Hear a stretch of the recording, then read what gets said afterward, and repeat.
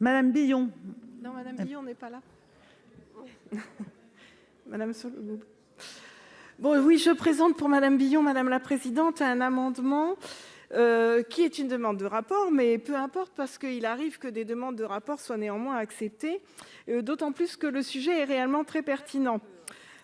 Très peu, mais ça arrive. Voilà, ma collègue souhaitait attirer l'attention et demander surtout un état des lieux très précis, puisque l'ancienne ministre de la Santé avait parlé d'un dispositif engagement maternité, qui est vraiment un dispositif extrêmement intéressant. Et il est très intéressant surtout qu'il soit répandu et étendu sur le territoire.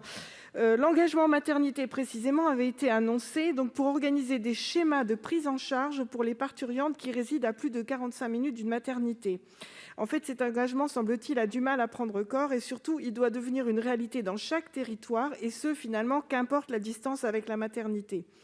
Cet engagement devra ainsi définir dans chaque territoire les schémas d'accès aux soins, de prévention, les prises en charge pré- et postpartum, la permanence des soins périnataux et les mécanismes de prise en charge des urgences.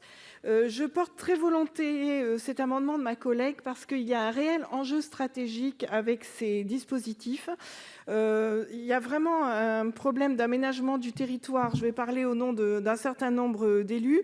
On a beau avoir des enveloppes de DETR qui augmentent et faire des salles des fêtes très attractives et un tas d'équipements très intéressants pour faire venir les gens sur nos territoires. Sincèrement, quand la maternité est à 45 minutes, c'est très compliqué d'être attractif pour les jeunes familles.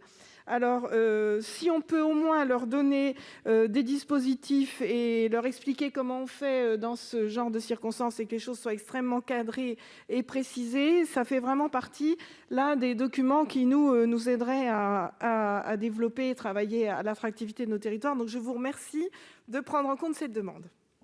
Quel est l'avis de la commission ? C'est un avis défavorable, Madame la Présidente, pour les raisons que vous connaissez, puisque les demandes de rapport sont en général peu suivies des faits. Donc voilà, avis défavorable. Avis du Gouvernement ? Un avis défavorable.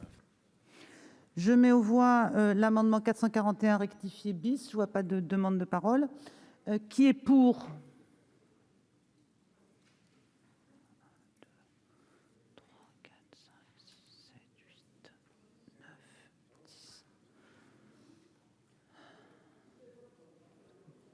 Qui est contre ?